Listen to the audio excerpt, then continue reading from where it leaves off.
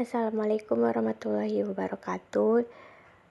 Kami dari kelompok 3 yang beranggotakan saya sendiri, Desi Safitri, dan teman saya Rohit Ramadhani Pangaribuan dan Sri Wayuni akan memaparkan hasil PPT kami yang berjudul Perjanjian yang Dilarang, yang di dalamnya membahas tentang perjanjian pemboikotan perjanjian, kartel, perjanjian TARS, dan pandangan hukum Islam terhadap praktek di atas.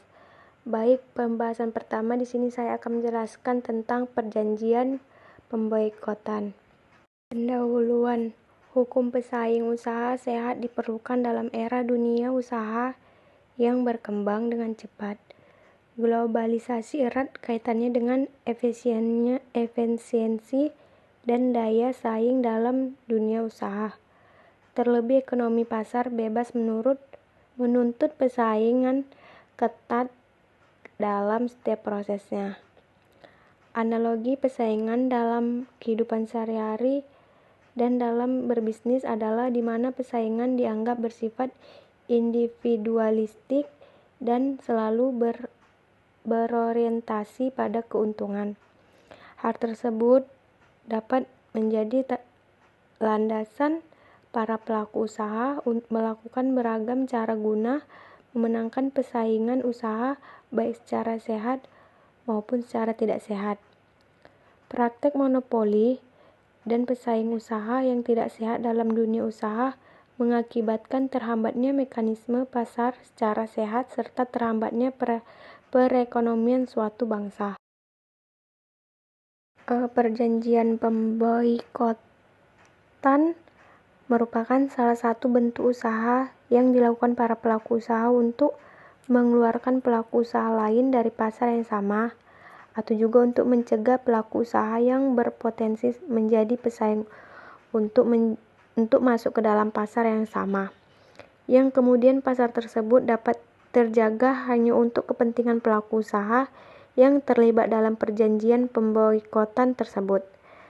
Perjanjian pemboikotan terdiri dari Undang-Undang Nomor 5 Tahun 1999 yang mengkategorikan perjanjian pemboikotan sebagai salah satu perjanjian yang dilarang yang diatur dalam pasal 10 ayat 1 dan 2. Undang-Undang Nomor 5 Tahun 1999 pasal 10 ayat 1 yang berbunyi pelaku usaha dilarang membuat perjanjian dengan pelaku usaha pesaingnya yang dapat dihalangi pelaku usaha lain untuk melakukan usaha yang sama, baik untuk tujuan pasar dalam negeri maupun pasar luar negeri.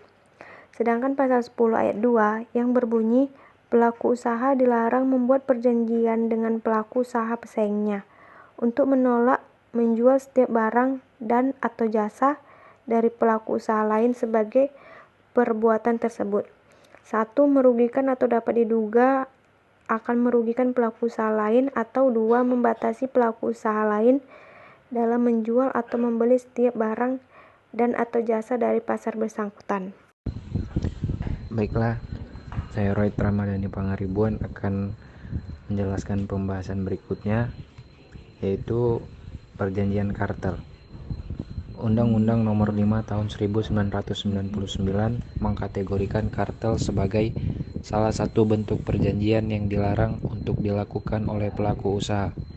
Pasal 11 undang-undang ini berbunyi, pelaku usaha dilarang membuat perjanjian dengan pelaku usaha pesaingnya yang bermaksud untuk mempengaruhi harga dengan cara mengatur produksi dan atau pemasaran suatu barang dan atau jasa yang dapat mengakibatkan terjadinya praktik monopoli dan persaingan usaha tidak sehat. Yang ketiga yaitu perjanjian trust. Undang-Undang Nomor 5 Tahun 1999 menyatakan bahwa trust merupakan salah satu perjanjian yang dilarang. Pasal 12 Undang-Undang Nomor 5 Tahun 1999 ini berbunyi, pelaku usaha dilarang membuat perjanjian dengan membentuk gabungan perusahaan atau perseroan yang lebih besar, dengan tetap menjaga dan mempertahankan kelangsungan hidup masing-masing perusahaan atau perseroan anggotanya yang bertujuan untuk mengontrol produksi dan atau pemasaran atas barang dan atau jasa, sehingga dapat mengakibatkan terjadinya praktik monopoli dan atau persaingan usaha tidak sehat. Pasal 12 Undang-Undang Nomor 5 Tahun 1999 ini dirumuskan secara rule of reason, sehingga dapat kita ketahui bahwa trust itu sendiri tidak dilarang, asalkan trust tersebut tidak mengakibatkan terjadinya praktik monopoli atau persaingan usaha tidak sehat, atau semata-mata untuk pemusatan kekuatan tanpa mengakibatkan dampak negatif bagi masyarakat. Baik, di sini saya Sirwayu Nasibuan akan menjelaskan mengenai pandangan Islam terhadap perjanjian pemboikotan. Ulama Syafi'i mendefinisikan al-hazru atau boikot dengan larangan transaksi terhadap harta karena adanya sebab-sebab tertentu. Transaksi yang dilakukan selain harta tidak dilarang atau tidak dilakukan pengampuan. Dengan demikian dibolehkan bagi orang bodoh, orang sakit, dan orang bangkrut untuk melakukan transaksi dalam hal talak dan menguapkan kewajiban terhadap suatu hukuman. Begitu juga dibolehkan bagi mereka untuk melakukan ibadah badaniyah, baik itu ibadah wajib maupun ibadah sunnah. Sementara anak-anak orang gila tidak boleh melakukan transaksi secara mutlak. Selanjutnya, pandangan Islam terhadap perjanjian kartel. Dalam perspektif hukum Islam, kartel merupakan suatu praktik usaha yang bertentangan dengan fikih muamalah, di mana dalam hal ini kartel merupakan salah satu bentuk perjanjian atau perserikatan antar pelaku usaha dalam rangka memperoleh kekuatan pasar dengan mengatur harga produk tertentu dengan cara membatasi ketersediaan barang di pasar yang bertujuan untuk mendistorsi pasar sehingga dapat menimbulkan persaingan yang tidak sempurna. Terima kasih, berhubung materi semua sudah kami jelaskan, lebih kurang kami mohon maaf. Assalamualaikum warahmatullahi wabarakatuh.